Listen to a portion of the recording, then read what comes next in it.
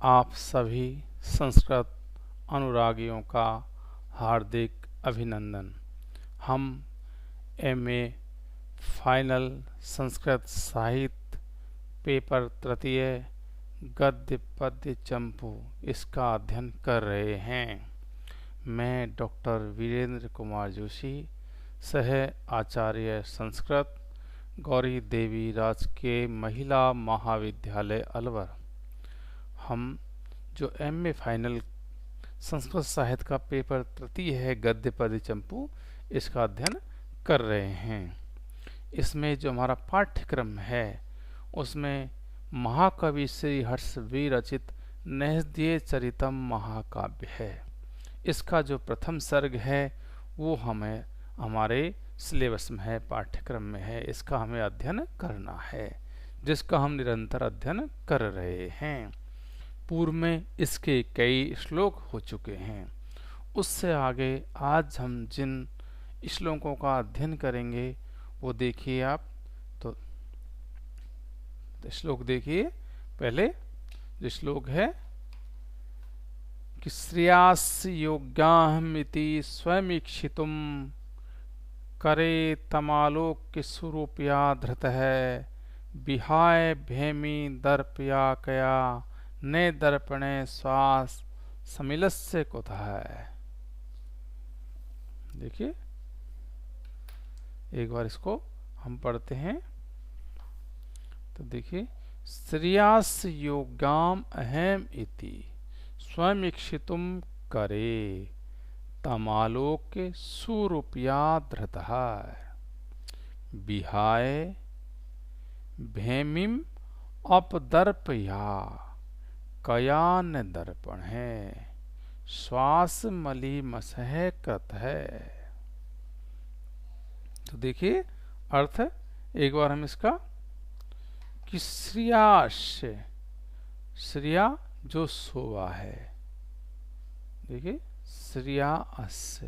श्रिया जो सोवा है, ठीक है। अस्य इसके योगा अहम इति योग्य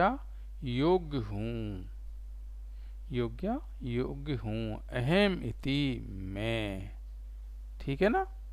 इति इस प्रकार से स्वयं इक्षितुम स्वयं अपने आप को इक्षितुम देखने के लिए, ठीक है। स्वयं इक्षितुम स्वयं अपने आप को इक्षितुम देखने के लिए करे हाथ में तम आलोक्य तम उसको उस राजा नल को आलोक्य देख करके सुरूपिया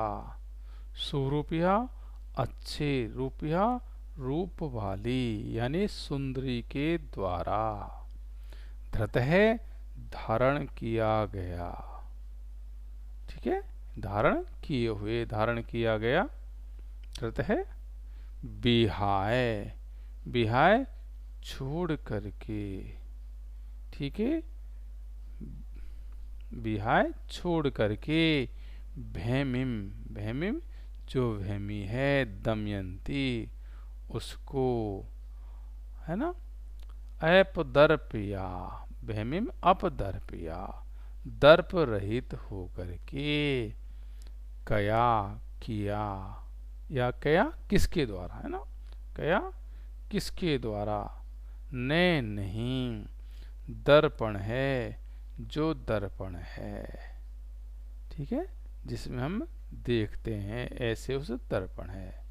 श्वास मलीमस है, श्वास जो श्वास है उसे मलीमस है मलिन कृत है किया गया।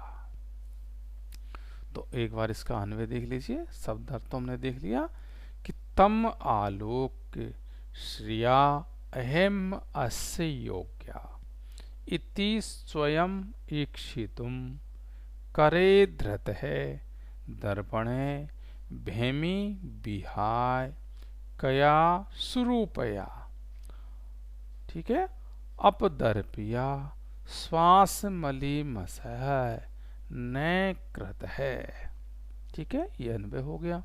अन्वय शर्त देखते हैं कि तम आलोक्य, तम उस राजा नल को आलोक्य देख करके, श्रिया अहम अस्य योग्या, श्रिया शोभा से, अहम मैं, अस्य इस राजा नल के, योग्या योग्य हूँ, इति स्वयं इक्षितुम, इति ऐसा सोचकर, इक्षितुम स्वयं अपने आप को देखने के लिए, करे हाथ में धृतय दर्पणे, जो दर्पण धारण कर रखा है, ले रखा है, ऐसे दर्पण को भैमी दमयंती को बिहाय छोड़ करके, कया किस स्वरूपया सुंदरी ने, अपदर्पया दर्प रहित हो करके, श्वास मलि मसय, श्वास को मलिन न कृतय नहीं किया, अर्थात सभी ने किया। यानी कि नल को देखकर शोभा से मैं इसके योग्य हूँ, ऐसा सोचकर अपने को देखने के लिए हाथ में लिए हुए दर्पण को दमयंती को छोड़कर किस सुंदरी ने दर्प रहित होकर श्वास को मलिन नहीं किया, अर्थात सभी ने किया। यहाँ पर जो महाकवि श्रीहर्ष हैं वो अन्य स्त्रियों को नल के अयोग्य बताते हुए दमयंती का प्रसंग उपस्थित कर रहे हैं। तो यहाँ पर महाकवि का कहने का तात्पर्य है कि ब्रह्मवश स्त्रियों ने नल के योग्य स्वयं को समझा, लेकिन दर्पण में स्वयं प्रतिमा को देखने पर नल के सामने स्वयं को तुच्छ जानकर गर्भ निश्वास छोड़ा, तो मानो उससे दर्पण मलिन हो गया। यहाँ पर अन्य स्त्रियों की अपेक्षा दमयंती का रूप आधिक्य वर्णित किया गया है। ठीक है ना। तो यहाँ पर हम इसको इस तरह से देख सकते हैं। ठीक है, तो देख लीजिए एक बार और कि उस राजा नल को देखकर मैं सौंदर्य के कारण इसके योग्य हूँ, ऐसा विचारते अपने मुख या संपूर्ण शरीर को निहारने के लिए हाथ में लिया दर्पण भीमसुता जो दमयंती है उसको छोड़कर अन्य किस गत रूप दर्पा सुंदरी ने निश्वास से मैला नहीं किया, अर्थात सभी ने किया। कोई सुंदरी दर्पण में निहार कर अपने को नल के योग्य मानने का साहस न कर पाई और खिन्नता से निकली। निश्वास से हाथ का जो दर्पण था धुंधला पड़ गया।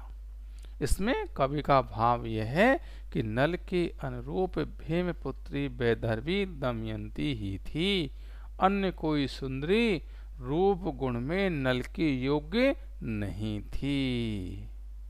ठीक है ना, ये हम यहाँ पर हम देखते हैं। ठीक है, अगला जो पद्य है वो पद्य देखिए आप कि यथो उह्य माने खलु भोग भोजिना प्रसह्य बैरोचन निजस्य पत्तनम विदर्भ जाया मदनस तथा मनो अनलावर्धम वैसेव वेशित है। देखो यथो उह्य मान है खलु भोग भोजिना प्रसह्य बैरोच निजस्य पत्तनम विदर्भ जाया मदनस तथा मनो अनलावरुद्धम वयस एव वेशित है। तो यथो उह्यमान है, यथो जिस प्रकार से उह्यमाने ले जाया जाता हुआ। ठीक है, उह्यमाने ले जाता हुआ खलु निश्चित रूप से, है ना। देखिए खलु भोग भोजिना, भोग भोजिना जो सर्पभक्षी है उस, है ना। प्रसयी है, प्रसयी है बलपूर्वक। ठीक है ना। आगे देखिए बैरोच निजस्य, बैरोच निजस्य, विरोचन के पुत्र अर्थात बलिपुत्र बाणासुर के। बैरोचनस, बैरोच निजस्य, बैरोचन के पुत्र अर्थात बलिपुत्र बाणासुर के पत्तनम, पत्तने नगर में, विदर्भ जाया, विदर्भ के राजा की पुत्री जो दमयंती है उसको, मदन से तथा, मदन जो कामदेव है, प्रद्युम्न पक्ष में देखें कामदेव,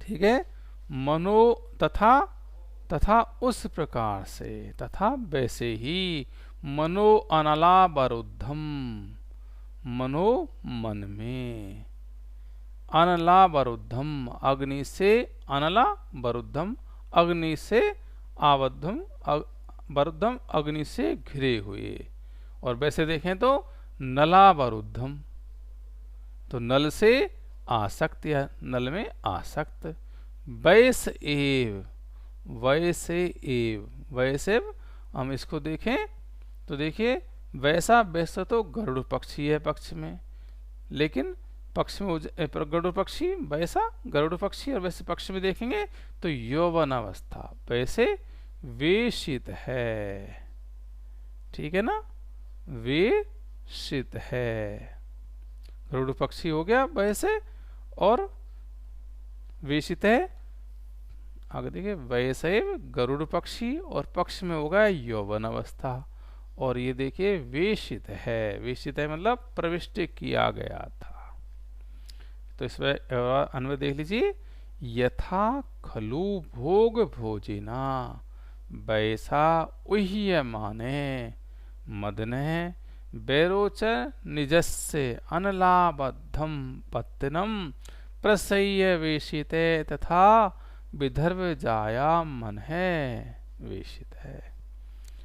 तो देखिए अनुवाद, जिस प्रकार सर्प को खाने वाले गरुड़ पक्षी के द्वारा प्रद्युम्न विरोचन के पौत्र अर्थात बलिपुत्र बाणासुर के अग्नि से घिरे हुए नगर में बलपूर्वक प्रविष्ट किया गया था, वैसे ही भोग विलासकारी यौवन अवस्था से प्राप्त कामदेव नल से आक्रांत दमयंती के मन में प्रविष्ट किया गया।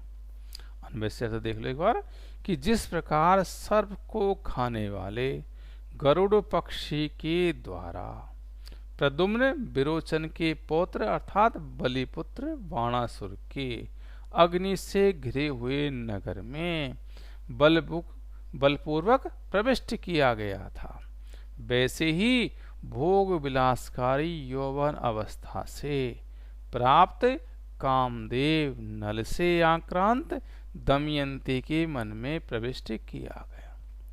यहाँ पर जो महाकवि श्रीहर्ष हैं वो दमयंती के हृदय में नल विषय काम भावना के उदय का वर्णन कर रहे हैं।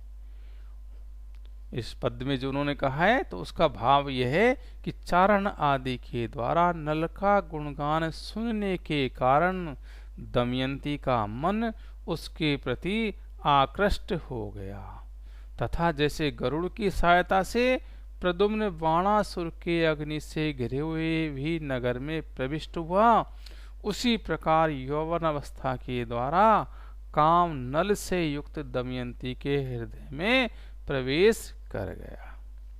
यहाँ पर हम जो पौराणिक कथा है उसका संकेत पाते हैं कि बलिपुत्र बाणासुर की पुत्री उषा ने स्वप्न में प्रद्युम्न कुमार अनिरुद्ध को देखकर जागने के बाद स्वप्न वृत्तांत को चित्रलेखा नाम की अपनी सखी को कहा।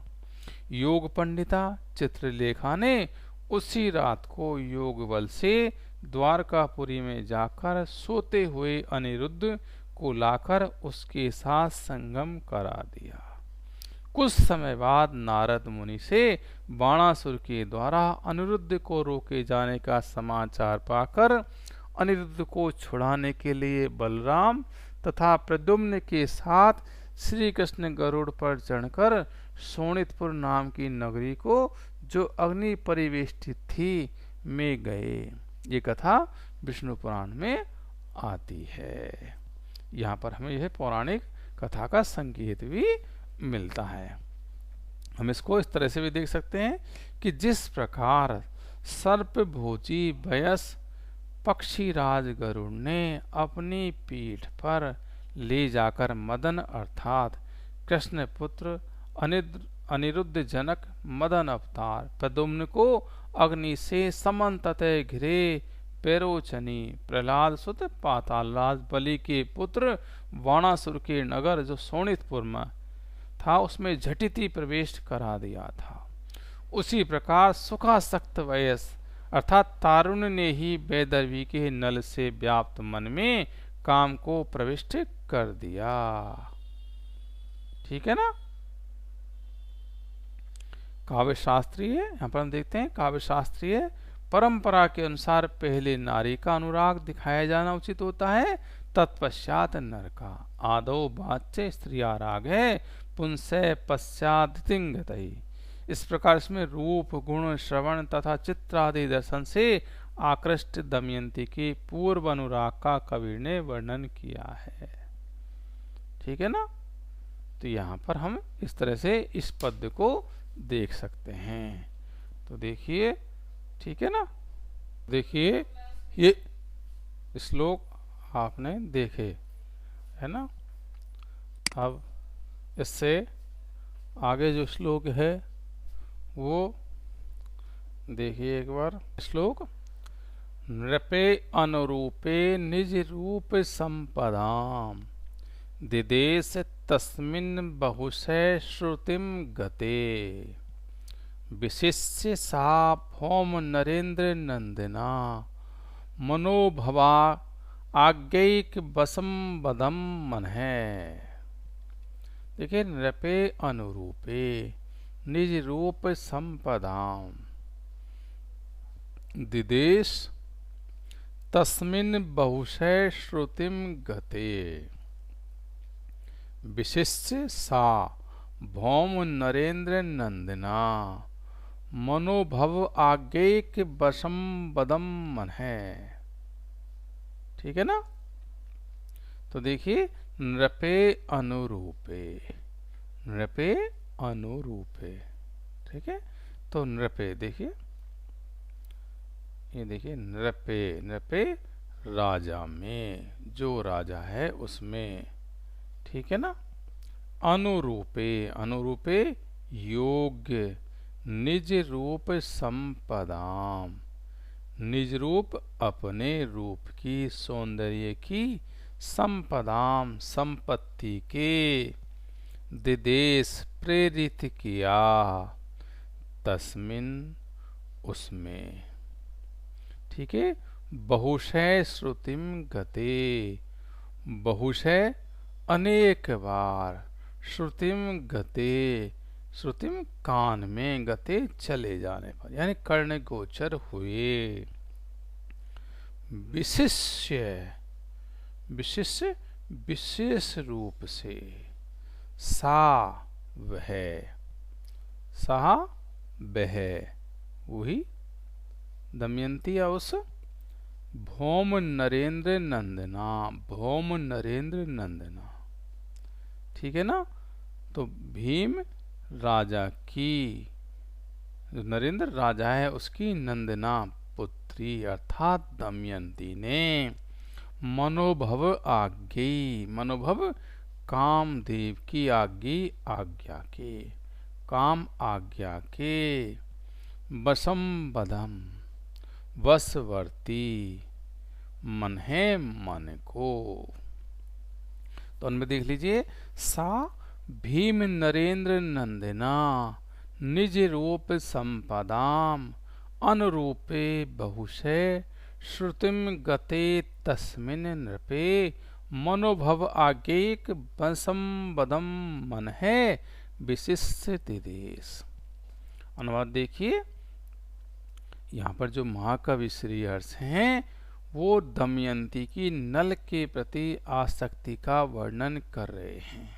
वो कहते हैं उस भीम नामक राजा की पुत्री दमयंती ने अपने सौंदर्य की संपत्ति के योग जो चारणबंदी आदि के मुख से उनसे अनेक सह कर्ण गोचर हुए उस राजा नल कामदेव में आज्ञाकारी सेवक की भांति मन को विशेष रूप से प्रेरित किया। अर्थात महाकवि बता रहे हैं कि जब भीम के दरबार में चारणबंदी आदि के द्वारा राजाओं का गुणगान होता था तो दमयंती राजा नल के गुणगानों को विशेष ध्यान पूर्वक सुनती थी। दमयंती यह समझकर कि जैसी मैं सुंदर हूँ वैसा ही नल सुंदर है, अपने काम वशीभूत मन को उसमें लगाती थी। ठीक है ना। ये इस तरह से इसका ये अनुवाद अर्थ हमने देखा। यानी कि दोबारा से देख लीजिए एक बार कि उस राजा भीम की पुत्री दमयंती ने अपनी रूप संपत्ति के अनुरूप बहुत बार जिसका रूप गुण कीर्तन कान में पड़ चुका था, उस राजा नल में आसक्त कर अपने मन को काम आज्ञा का ही एकमात्र बसवर्ती बना दिया। ठीक है। यहाँ पर हम देखते हैं कि नल के प्रति दमयंती के एक अनुराग का द्योतन है। ठीक है। तो इस तरह से इसका हम अर्थ कर सकते हैं। व्याख्या आपके समझ में आई गई है। तो एक बार अनुवाद दोबारा से देख लीजिए कि उस भीम नामक राजा की पुत्री दमयंती ने अपने सौंदर्य की संपत्ति के योग्य चारणबंदी आदि के मुख से अनेक सह कर्ण गोचर हुए उस राजा नल कामदेव में आज्ञाकारी सेवक की भांति मन को विशेष रूप से प्रेरित किया। ठीक है।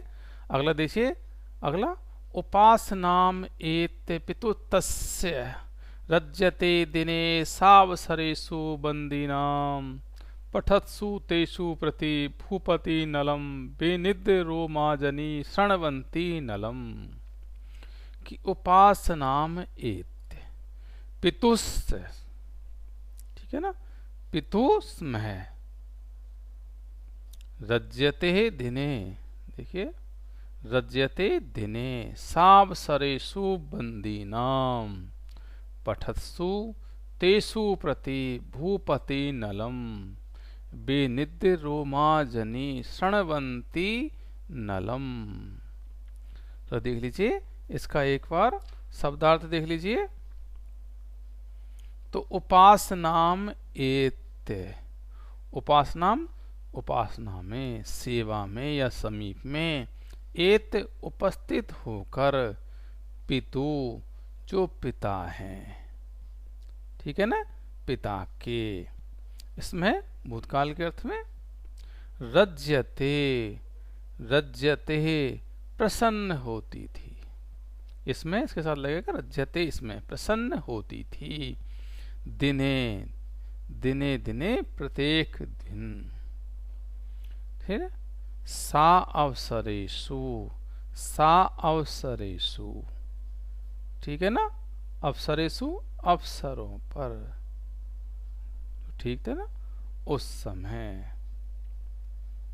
ठीक है, समय पर लीजिए, बंदी नाम अवसरेषु, बंदी नाम जो बंदी लोग हैं, जो बंदिनों अर्थात नृप स्तुतियों के समय पर, बंदी नाम अवसर, सा अवसरेषु एक साथ जोड़ सकते हैं, बंदी नाम जो बंदिनों अर्थात नृप स्तुतियों के सा अवसरेषु अवसरों पर, समय पर, पठतसु, पठतसु पढ़ते हुए यानी गुणगान करने पर, तेसुम प्रति, तेसु प्रति उनके प्रति, उसके प्रति, तेसु प्रति उन चारणों के प्रति, भूपति नलम, भूपतिम जो राजा हैं उनके नलम नल को। विनिद्र रोमा जनी, विनिद्र रोमा, तो एक बार देख लीजिए, विनिद्र रोमा, विनिद्र रोमा यानी कि रोमांच युक्त, अजनी, अजनी हो जाती थी। शृण्वन्ती नलम, शृण्वन्ती सुनती हुई, नलम नल को, राजा नल को। ठीक है ना। तो एक बार इसका अन्वय देख लीजिए कि 7 दिने, ठीक है ना, सा दिने दिने बंदी नाम अप्सरेषु पितु उपासनाम, एतेषु भूपतिम प्रति पठत्सु नलम श्रवति, अलम रज्यते स्मै विनिद्र अरोमा अजनी। ठीक है ना। वह दमयंती प्रतिदिन बंदियों के अर्थात नृप स्थितियों के समय पिता की सेवा में उपस्थित होकर या पिता के समीप में जाकर उन चारणों के राजाओं के विषय में गुणगान करने पर नल को सुनती हुई अत्यधिक प्रसन्न होती थी, जिससे वो रोमांच युक्त हो जाती थी। यहाँ पर जो महाकवि श्रीहर्ष हैं वो दमयंती के नल विषयक श्रवण अनुराग का वर्णन कर रहे हैं। वो कहते हैं कि राज दरबार में चारणों के द्वारा नल के गुणगान सुनकर दमयंती प्रसन्न तो होती थी, साथ साथ रोमांचित भी हो जाती थी।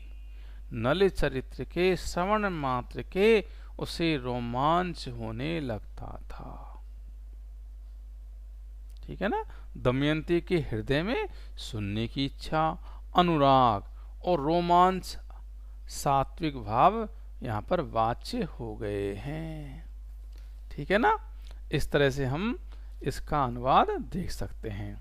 एक बार भले आप और देख लीजिए इसको कि वह प्रतिदिन स्तुति पाठकों के स्तुति पाठ के समय अपने पिता की सेवा में उपस्थित होकर उनके राजाओं अथवा अन्य राजाओं के संबंध में वर्णन करते होने पर नल के विषय में सुनती पुलकित हो जाती थी और इस प्रकार वह नल में अनुरक्त हो गई।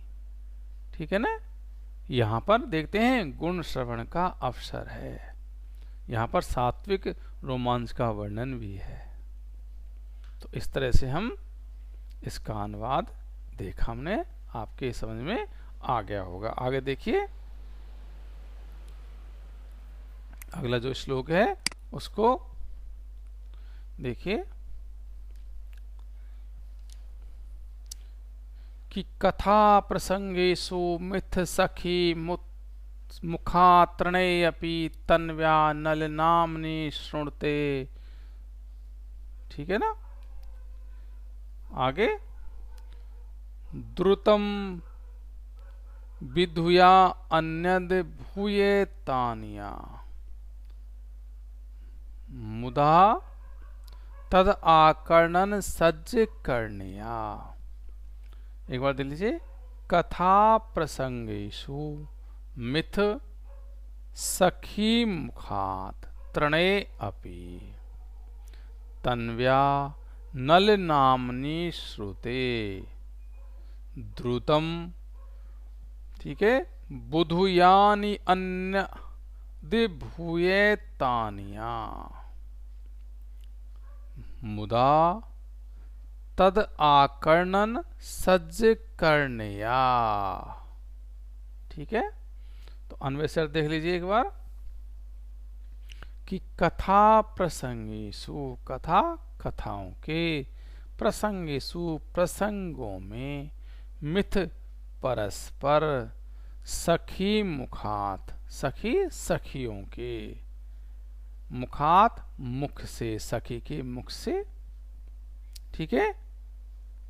त्रणे अपि तृण विशेष को भी, तन्व्या जो तन्व्या वो तनु अंगों वाली, कृस अंगों वाली। नल नामनी श्रुते, नल नामनी, नल नाम के, श्रुते सुनने पर, ठीक है। द्रुतम शीघ्र ही, ठीक है। विधुय, विधुय त्याग करके, अन्यद, अन्यद अन्य कार्य को, अन्यद अभूयतानया, ठीक है ना। अभूयत, अभूयत तो देखिए अभूयत हो जाती थी, अन्या इसके द्वारा, ठीक है। आगे मुदा, मुदा खुशी से, तद आकर्णन सज्ज करनिया, तद आकर्णन उसको सुनने में, सज्ज करनिया दत्त करना कान लगी हुई, ठीक है। ये शब्दार्थ हो गया। इसका अन्वय देख लीजिए कि मिथे कथा प्रसंगेषु सखी मुखात नल नामनी तृणे अपि श्रुते अनिया तन्व्या द्रुतम अन्यद विधुए मुदा तद आकर्णन सज्ज करनिया अभूयत। तो यहाँ पर देखते हैं जो महाकवि श्रीहर्ष हैं दमयंती की नल के प्रति आतुरता का वर्णन कर रहे हैं। वो कहते हैं कि परस्पर कथा प्रसंगों में सखी के मुख से नल नाम के तृण विशेष को सुनने पर यह कृस अंगों वाली दमयंती शीघ्र ही अन्य कार्य त्याग कर छोड़कर खुशी से सुनने में दत्त करना हो जाती थी। अर्थात कि नरसल नाम के तृण विशेष का नाम में सुनकर यह नल की ही चर्चा कर रही हैं, ऐसा जानकर दमयंती अन्य कार्यों को छोड़कर सखी की बात ध्यान पूर्वक सुनने लगती थी।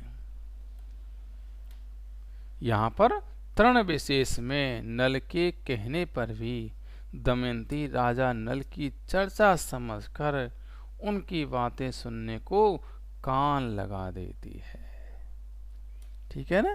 तो यहाँ पर उनका अनुराग बताया गया है, ठीक है। तो देख लीजिए कोमल अंगी वह दमयंती परस्पर बातचीत के अनेक रहस्य आलापों में सखियों के मुख से थोड़ा सा भी नल का नाम सुनने पर अन्य विषय जो है उसको तुरंत त्याग कर प्रसन्नतया उसके संबंध में सुनने के लिए कान लगा देती थी, ठीक है। यहाँ पर राग अतिशय दिखाया गया है, हर्ष और औत्सुल्य की भाव सबलता है। तन्वी पद बृहकृस्ता का द्योतक है। अब ये पद आपके समझ में आ गए होंगे, ठीक है ना। इनको आप एक बार देख लें, पढ़ लें, समझ लें, ठीक है। तो जयतु संस्कृतम जयतु भारतम।